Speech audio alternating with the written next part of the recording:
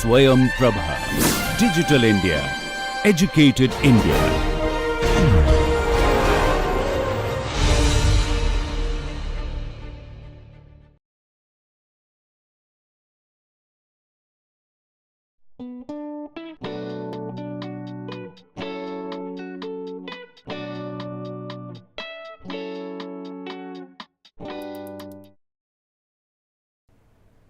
So, hello everyone, and today in this particular lecture I will be discussing urban environmental history. So, we had already discussed urban environmental history with our special focus on the US, North America.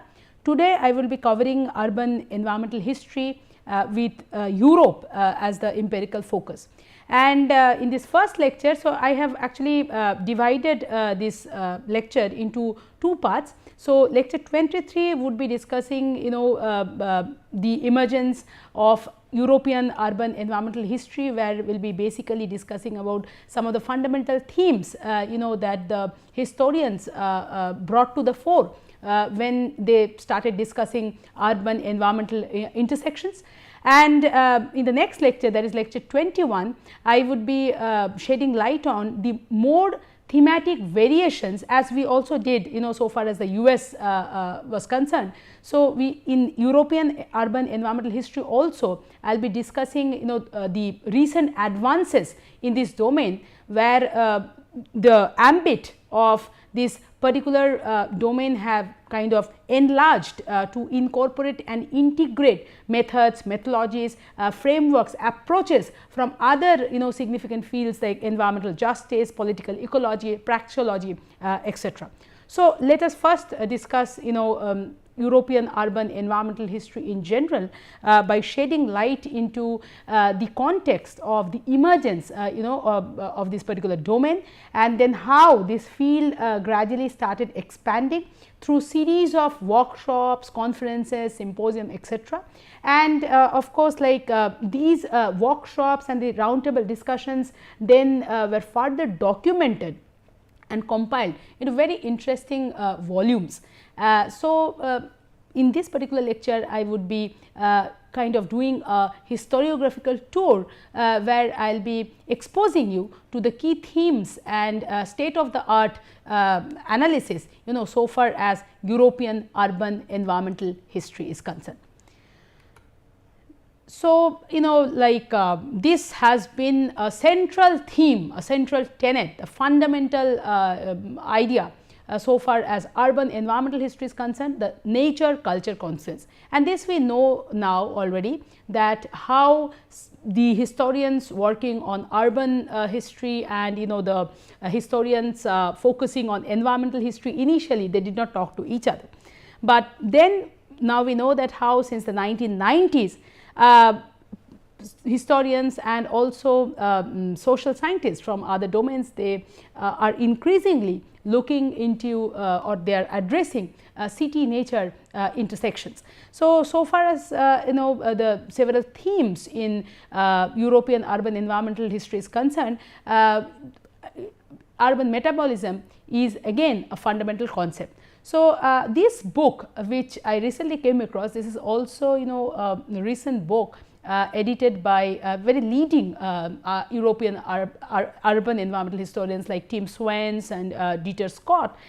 So, in this particular book which came out, this is an edited volume, and we will definitely be discussing several chapters of this book in our next lecture, when we will be discussing the recent advances in European urban environmental history. So, in this particular book which came out in 2019, these editors say that cities should be understood as environment and the natural environment as an essentially urbanized phenomenon. So, and I find this remark to be quite remarkable or significant, because this directly it shed lights on the nature culture confluence that we are discussing when we are discussing urban environmental history as a whole. So, themes of European urban environmental history include urban environmental history of any part of the world, infrastructures, flow of matter, flows. So, urban metabolism or flows, on which we will discuss quite a lot in this lecture and also in the next lecture. So, this flow of matter or urban metabolism seem to be one of the very core fundamental tenets so far as European urban environmental history is concerned. And in several chapters or so far as this particular field is concerned, we have more edited volumes, 3-4 very significant edited volumes which have come out, and this is also very recent.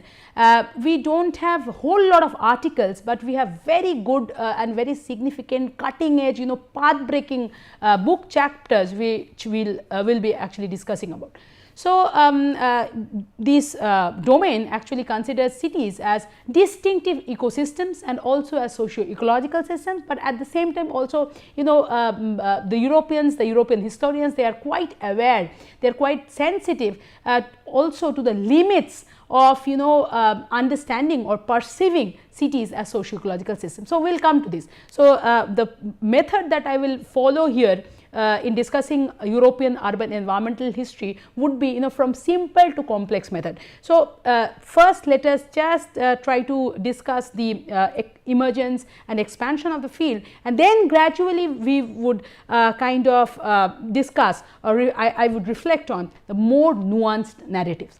So, these are some of the very fundamental and core themes of EUEH, and again this is another remark which I have taken from this particular book called Urbanizing Nature, and here cities are understood as social and environmental entities. So, socio-nature, cities as socio-natural conglomerate and as objects of co-construction and co-evolution. So, the co-evolution and co-constitution of urban and the environment, the co-constitution and co-evolution and the co-construction of nature culture. So, one of the fundamental and predominant themes in EUEH. Now, this is a key point which I would like to mention, that though this the journey may seem to be quite recent, but there was an early dawn. There was definitely an early dawn, because I would definitely talk about this particular article, though it is written in French, but it's a very popular article which has been discussed quite a lot, and this is by the Annal French historian Emmanuel Le-Roy-Ladurie. So, Le-Roy-Ladurie, when he talked about this history of environment, so in English this would be history of environment. So, in 1974 in this particular publication, Emmanuel Le-Roy-Ladurie, he talked about different range of topics which should comprise environmental history in general or as a whole. And what we see here in his prescribed list, the urban occupies a kind of a predominant space. So, if you see the range of topics that Ladurie suggested, you will see that how urban and various themes which remain quite, or which become more significant within the urban space is already there. So, Ladurie already hinted about or why and how the urban should incorporate or should get incorporated within the larger debates of environmental history. So, the range of topics include epidemic and climatic developments, unpredicted natural events, so hazards, risks, etc., destruction of nature caused by demographic developments, and also here urban has a vantage point, because all of us know that the cities are the most densely populated spaces, and urban and industrial emission, this is direct. So, urban and industrial emissions leading to the pollution of water and air. So, according to Ladurie, this should have been he suggested that this should be one of the very serious themes within environmental history, that is urban emission, industrial emissions at urban spaces, and its effects on water, air, other ecosystem resources. Then also overload of urban space by material structures, people and noise. So, this is also quite interesting. I did not really come across whole lot of literature on this. So, maybe this is still quite a bit of an uncharted terrain, but definitely bits and parts of it have been discussed by works by some scholars, when they discuss several other things, or when they discuss mainly urban ecological footprint, and also the unequal relationship between cities and their wider ecological infrastructures, or cities and their wider hinterlands. So, this is again another key theme, that this the environmental aspect, or the European environmental history, urban environmental history, is very much in tune to the long term development of urban societies. So, by this I mean that the debates of European urban environmental history, it seems to be very much tied into the wider debates of long term development of urban societies. So, the historians, they discuss, they talk about the interrelationship between socio-spatial patterns of urban development and environmental factors, and how these socio-spatial patterns, they impact the environment and also in turn get affected by this process. So, the process also seems to be reciprocal and cyclical in that sense. So, for example, Bernard he talked about how different kinds of pollution affected urbanization throughout the ages. So, he provided a kind of a long term temporal scale to the issue of pollution, and how different types of pollution started also affecting urbanization in different ways. So, again another important aspect, or another important contribution, long back 1928, this particular scholarship by Sombart, it exposed us to debates about the management of resources in the wooden age. So, very long term temporal scale. So, and one interesting kind of dissimilarity, a striking dissimilarity that I could found out between urban environmental history of Europe and US is the fact that the temporal scale, so far as the American context is concerned, it's not very far flung, it's not extremely stretched back, it does not predate the colonial period as such, though there are very few works, but basically the temporal scale is still the modern period, and by modern period I mean the major interventions when started taking place in terms of hydraulic infrastructures or urban utilities. Right. So, Europe also these urban utilities or modern hydraulic and sanitation infrastructures is a key theme, but what we see in European urban environmental history is that the historians, they had discussed a lot even about the pre-industrial societies, the pre-industrial period. For example, we will discuss a work in our next lecture by Eva Jacobson, which has come out recently, where she discusses water allocation, or she also discusses the relationship between water and society across 8 long centuries. So, what I am trying to say is that the temporal scale for European urban environmental history is really long, and I think that this is a significant point, because as we have such a like vast scale in front of us, so it becomes easier for us to kind of predict scenarios. So, all of us know now that for forecasting, backcasting, why and how, backcasting is also a very important methodology. So, if backcasting involves a very stretched temporal scale, then I think the impact or the significance of the temporality, of this extended temporality, really can make a whole lot of sense. And in that sense, historical works can really then have potentials to kind of inform policy debates and complement different ideas like urban sustainability, conservation, heritage, etc., that the discussions which are much in vogue in these present times of the urban Anthropocene or the Urbanocene. So, anyway, yes, the urban infrastructure again is an important theme within European history, but I mean again very much rooted in European economic history. So, what these historians have done is that they have kind of shown the interlinkages among political, cultural, social and economic aspects, and how all these aspects definitely are interrelated to nature and vice versa. So, long term development of urban societies again as the key theme in European urban environmental history, which you really need to remember, and the temporal scale is really I mean it's an extended temporality, and I mean if we compare urban environmental history of Europe with other parts of the world, I think the European historians have done a fantastic and fabulous job in terms of these extended time scales.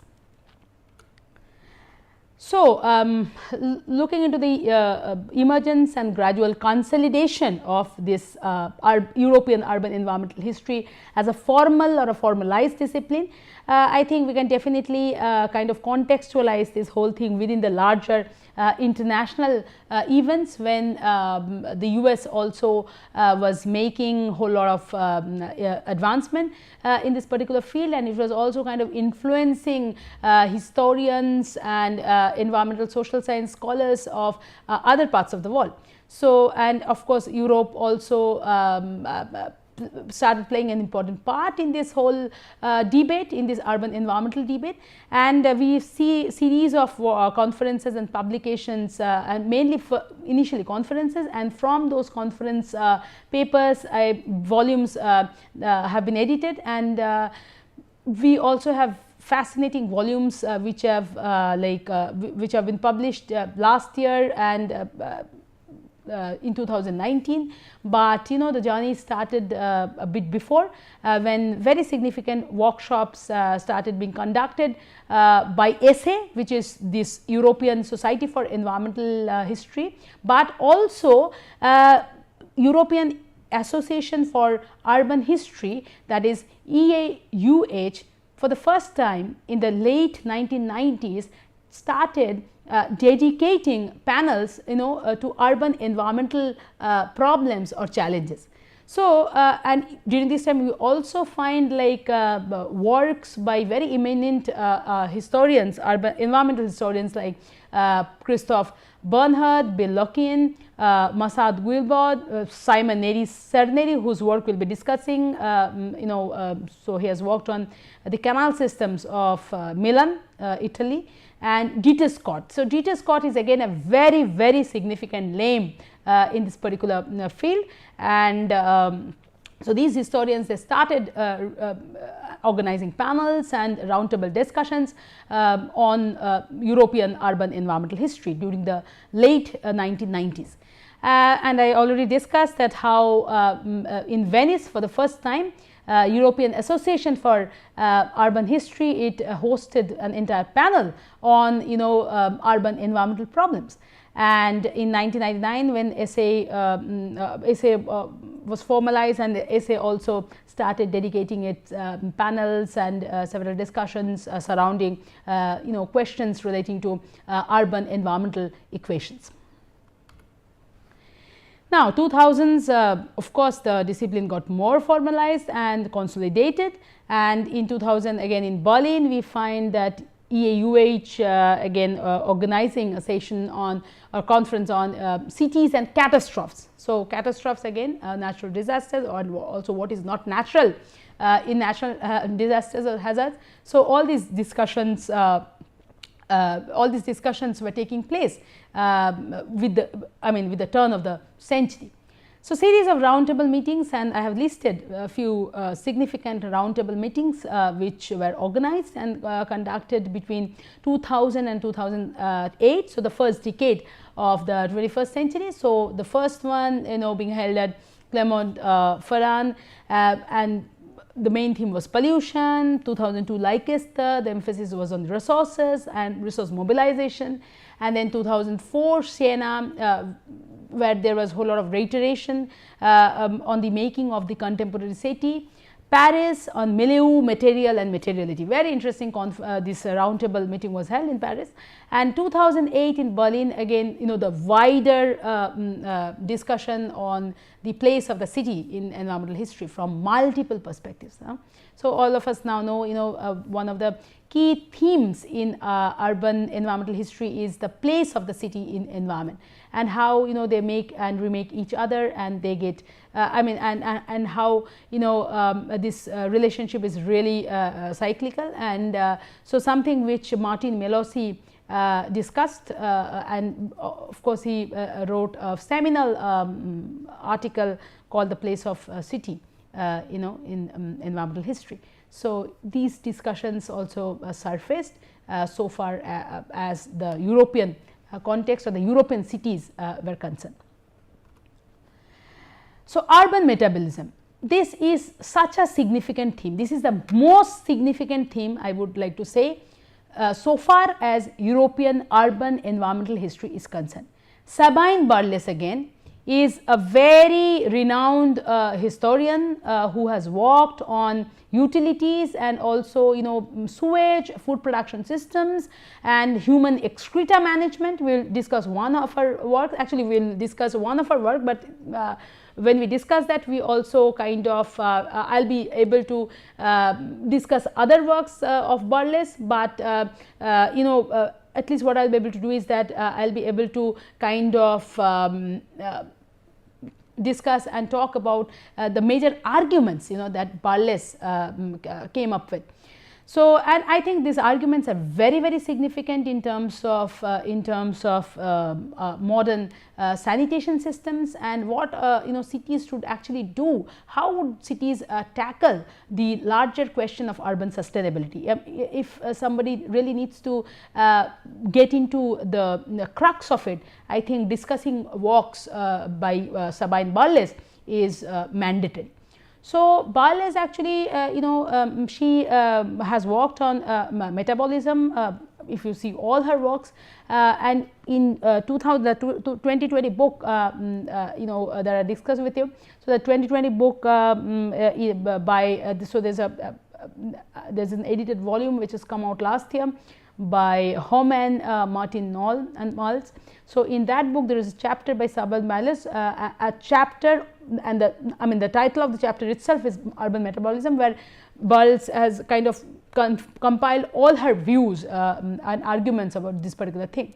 So, she says that with the turn of the century, when several debates on territorial ecology, industrial ecology and urban ecology surfaced, then why the scientists started thinking that urban metabolism is such a significant concept. And why is this concept so significant? Because it needs to be located within the wider context of the role of cities in global environmental change. It enables us to understand the role of cities in global environmental change. It helps us to understand the idea of circular economy in a far better way, and also makes us aware of the ecological transition that started coming to the fore with the turn of the century of the political from the political point of view. So, in political agenda also this ecological transitions it started occupying a very significant space.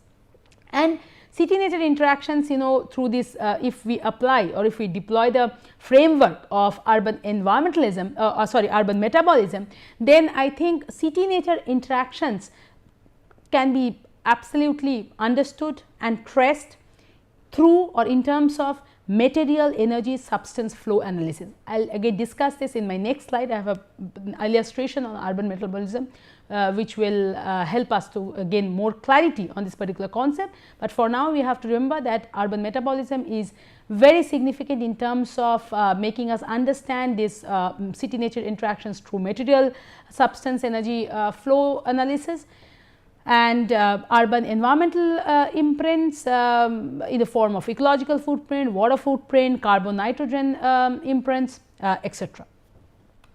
So, this is the illustration or the diagram I was talking about, and this diagram actually I have taken this diagram from an article which was published by Dieter Scott, and I think again this is one of the very first articles which was published in 2004 on urban environmental history, where Dieter Scott says that he kind of introduced the significance of the framework and what lessons can be learned by urban planners, policymakers, urban experts from urban environmental history. So, it is a very significant article, and the article is there in the reference list that I have put here.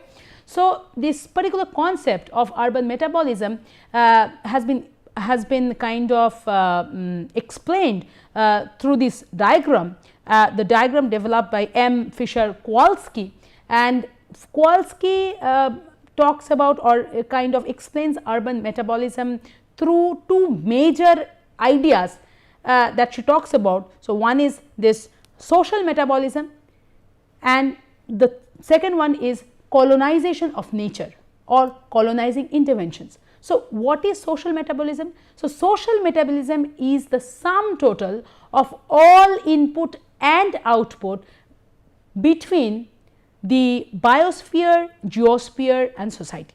And I also took this from Winnie Water. So, Winnie Water and her team from Vienna, they are very significant in terms of this discussing urban metabolism, and also they have done a whole lot of work on water.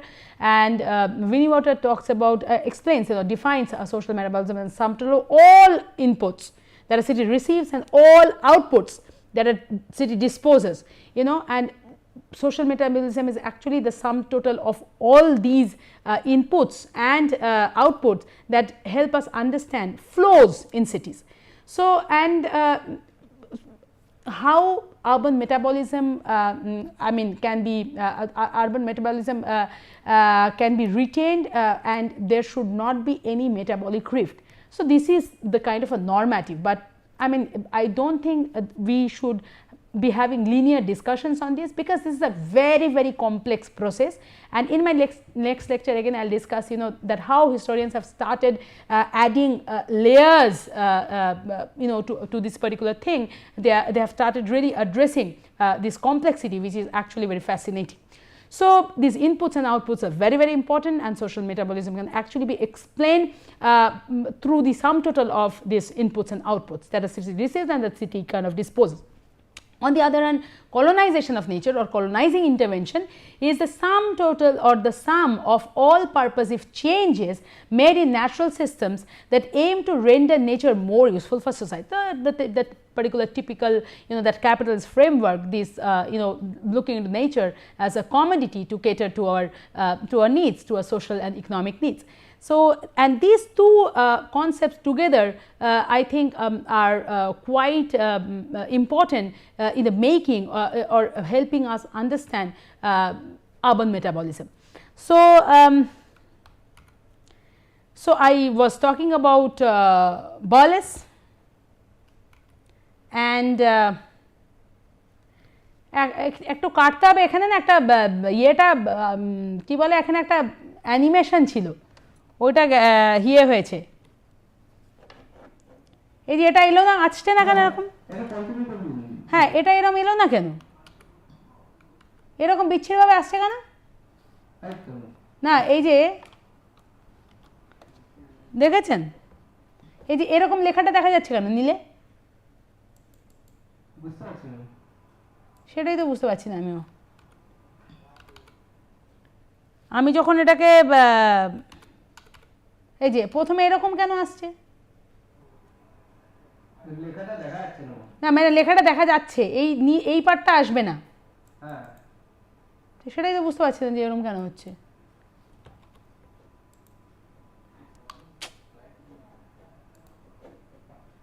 দেখছি এক second, লেখাটা কি পড়ে গেছে? পড়ে তো নি।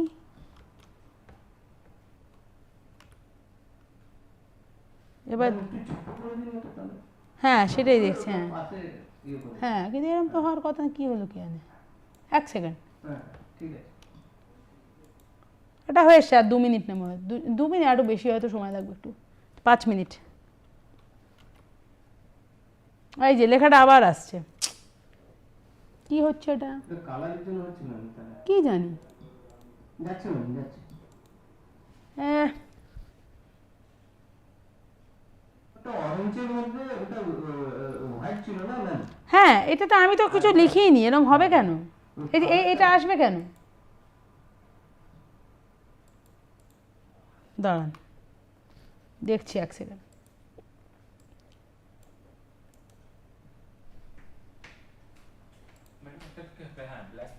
হ্যাঁ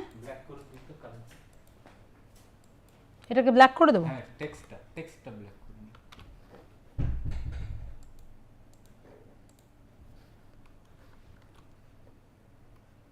কিন্তু সেখানে তো আবার ওইটা চলে গেল। কোনটা?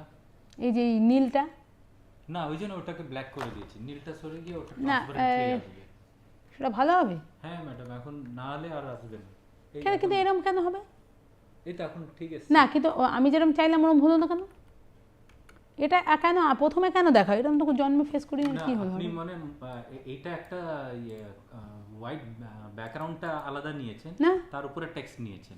না এই যে যেরকম ইনসার্ট শেপ করি না, মানে ধরুন এখানে গিয়ে এরকম ইনসার্ট, হ্যাঁ শেপে হচ্ছে গিয়ে আপনি একটা হ্যাঁ এরকমের মধ্যে করে টেক্সটটাকে পুট করেছি যেরকম করি আমি। ওই জন্য এটা তো সেটা কেন এরকম না নেবে না? নেওয়া উচিত। এটা এত আচ্ছা, ওটা সবাই দিন, এটা হ্যাঁ এটা দিন এখন।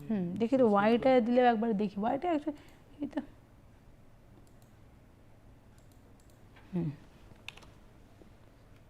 এটা কেন হচ্ছে আমি সেটা বুঝতে পারছি না।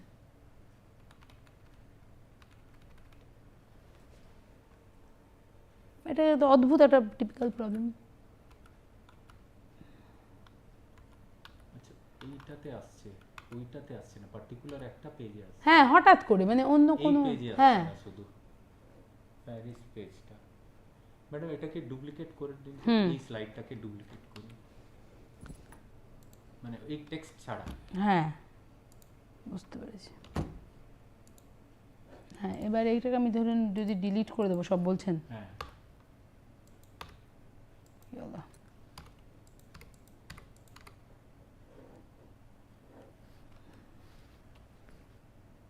হলো। এইবার আমি যদি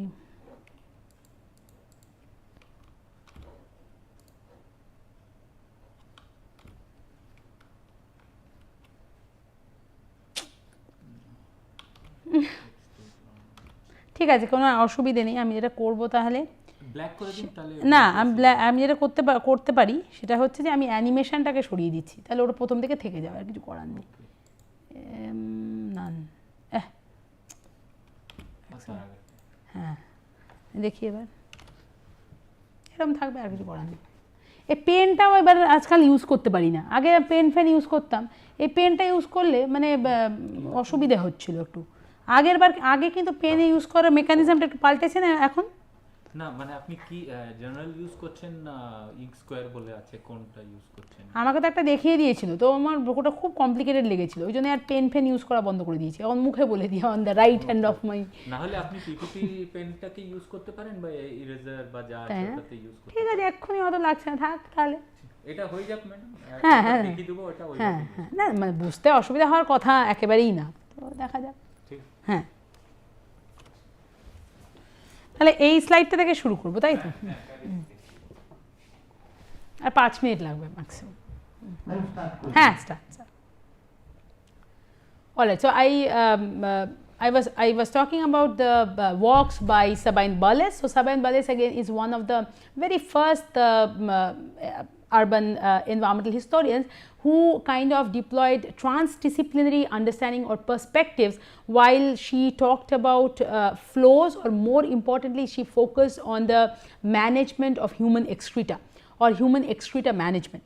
So, you can see in several works by Sabine Balles. So, again Paris is her central focal spatial scale of analysis. So, she has worked a lot on Paris and Paris's waste disposal and waste recycling mechanisms, discussing the strategies from the historical period. So, at least for a stretch of 2 to 3 centuries from the 19th at least from the first decade of the 19th century to the present times.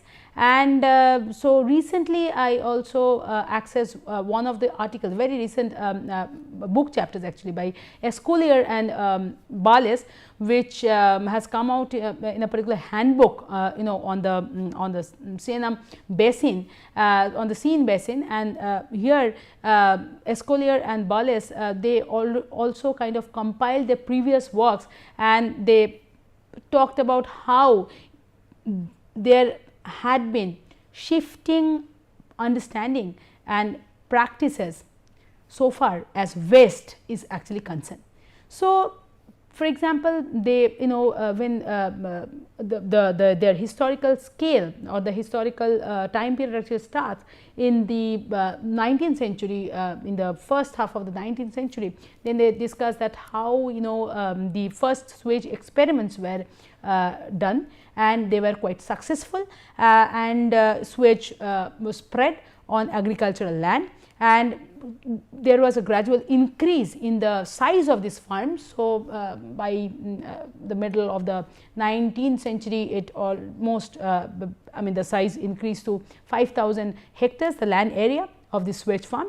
And but gradually what happened is that the population of Paris stabilized, but the urban conurbation, there was a demographic spurt, and so there was more demand for the extended size of the farms. But unfortunately there was a crisis, because on one hand this demand was high, the requirement was high, but on the other hand during the first World War, that is the first half of the 20th century, this work came to a halt, and sewage farms could no more be extended.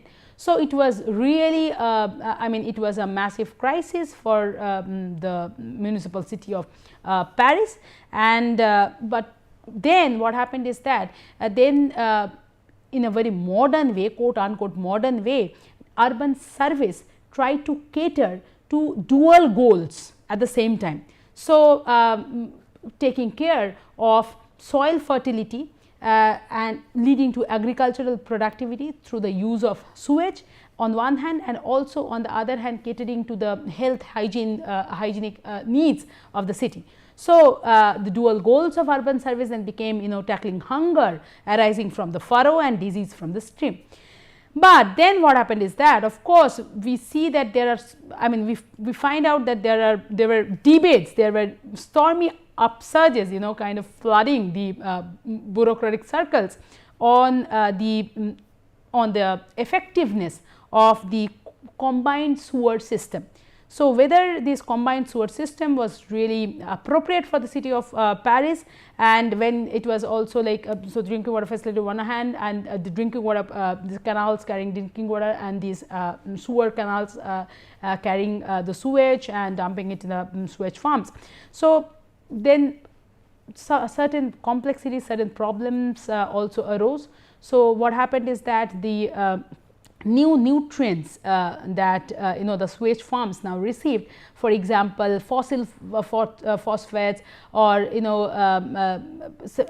several other kind of nutrients, and also a much larger increase in the nitrogen and phosphoric content, which kind of then disqualified as urban fertilizers. So, what happened is that almost there was the end of the circularization phase, and on the other hand the demographic growth was continuing, and finally very unfortunately sewage started getting disposed into the Seine river, and then the Seine of course started getting polluted, and when it became a disposal channel. And the WWTs, that is the waste water treatments or the waste treatment plants, really could not function very effectively. They became inadequate in terms of the other social and ecological problems or constraints of the city. And on the other hand, agriculture started becoming specialized more and more, and so there was a disconnection between crop farming and livestock farming in this modern agricultural specialization, and it opened this new biogeochemical nutrient cycles. So, what happened is that this waste recycling, or rather waste management, became such a linear system, and as circularization circularization could not continue anymore, and it was replaced by linear waste management systems, or the linear human excreta management system, which kind of created an absolute disconnection between food production and human excretion, on which Sabine Ballis actually kind of lamented. And waste then, even in perception, in our cognitive understanding, immediately waste started to be perceived and understood as filth. So, finally, I find this chapter to be so significant because they address our current problems, and Esculaire and Ballis say that, or they kind of pose this question that today the Europeans, for example, European cities, they are kind of talking about bringing back this circular economy and bringing back this circularization of waste, where waste can be really recycled in a feasible manner, at least by 2060, so that sustainability questions can be addressed in their best possible manner. But then Ballis argues that in order to do that, a better integration, just look at the right hand side of this particular slide. So, what needs to be done? Technical apparatuses and technical arrangements cannot solve this problem. So, what do we need to do for this? In order to bring back circularity or circularization, we need a better understanding or integration of social metabolism and urban policies, decompartmentalization of urban and rural policies. So, and a transformation of the material culture of urbanites. This is also so very important, and then only this can be tackled. So, what do we need? In short, can be explained in terms of what Esculaire and Ballis suggest, socio-ecological transition. And in order to, if we need to really gear ourselves, or if the European cities need to gear themselves or towards this particular agenda, long term agenda, then first what is important is that the identification and mapping of this entire process across historical times really need to be done. So, the final work that I would like to discuss here. So, I definitely discussed the works, the book chapter by Esculaire and Ballis a lot, but this is something, this work I consider to be a compilation of various ideas that also kind of that was there in several other works of Ballis when she started kind of publishing her articles and book chapters on the city of Paris. So, Sabine Ballis is one of the, I think that I should definitely consider Sabine Ballis and Sabine Ballis's work when I discuss the initial wave of European urban environmental history. So, again the point of clarity, or the point that I need to really make here is that though I am discussing 2020 book chapter by both of them, but this book chapter I consider it to be a compilation of several other works by Sabine Ballis, and these works she published long back when European urban environmental historians first started discussing and working and publishing on various cities like Paris, like Milan, etc. So, again another work which I would like to contextualize within this initial phase of European urban environmental history is the works by Simon Neri-Sarneri. And Simon Neri-Sarneri has worked extensively on the city of Milan. And so, for example, he talks about the very fact, so he also discusses the shift in this particular city and its impact when the city actually kind of the canal system that played an important role in kind of performing several functions. This canal system was replaced, the pre-modern, in that sense the pre-modern canal system was replaced with modern hydraulic infrastructures. So, he discusses about this how the sophisticated system of canals actually performed a range of functions in the city of Milan, including transport, energy, waste disposal, irrigation of surrounding agricultural land, etc. But when there was a demographic upsurge again, then of course that provided a material or a kind of a legitimate context to for the deployment of a modern water provision and sewage system. But unfortunately, when this plan was made and when the urban modern water provision and sewage systems were implemented, inadequate attention was given by the urban planners and the experts to the capacity of water courses, to the capacity of these water courses actually to absorb organic pollutant substances. So, what was the end result? The end result was that soon, within like few decades, there was the near collapse of the entire regional hydrological regimes, and there was widespread pollution of agricultural land near Milan. So, Simon Neri-Sarneri actually warns us and warns the urban experts and planners about the very fact that maybe this kind of modern water provision might seem to immediately solve or tackle the health hygiene problems and public health issue of a particular city, but at the same time one must be very sensitive to the fact that it can actually generate collateral problems. So, finally, I also with this I also remember the works, several other works, for example, most significantly the work by Tapio Katko, and he is an expert on Finland. So, he is a Finnish expert who talked about the behavioral change that happened when this modern utilities, urban utilities were actually implemented. So, previously so he says that previously the women, they used to travel from earth and moon. So, they used to travel between earth and moon and back to kind of in order. So, he uses this phrase to make us understand that the kind of distances that the women actually had to cross between the distance between the source of water and their own households or cowshed for that matter. But when I mean with the modern flush toilets, a dishwasher and piped connections, washing machine, etc., it definitely all these kind of impacted our behavioral choices and our consumption patterns.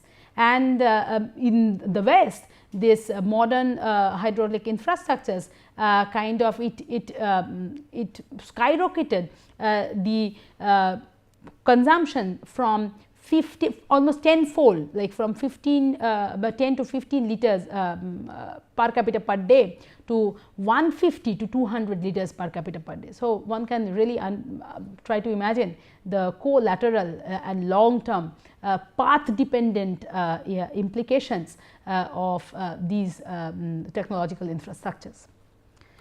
So, these are the references, please go through some of this. And yes, in this lecture we have discussed or I have exposed you to the early dawn or the prelude of urban environmental imaginations and reflections, when I discussed especially the work by Leroy Ladurie in the 1970s.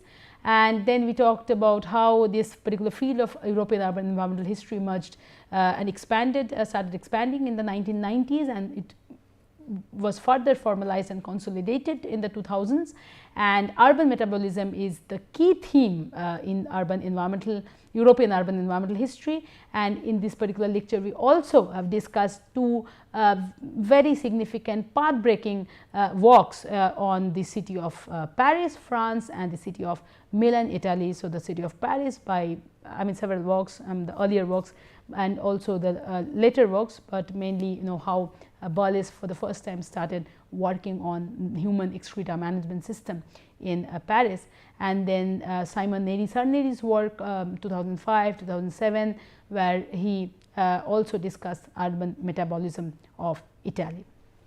So, thank you.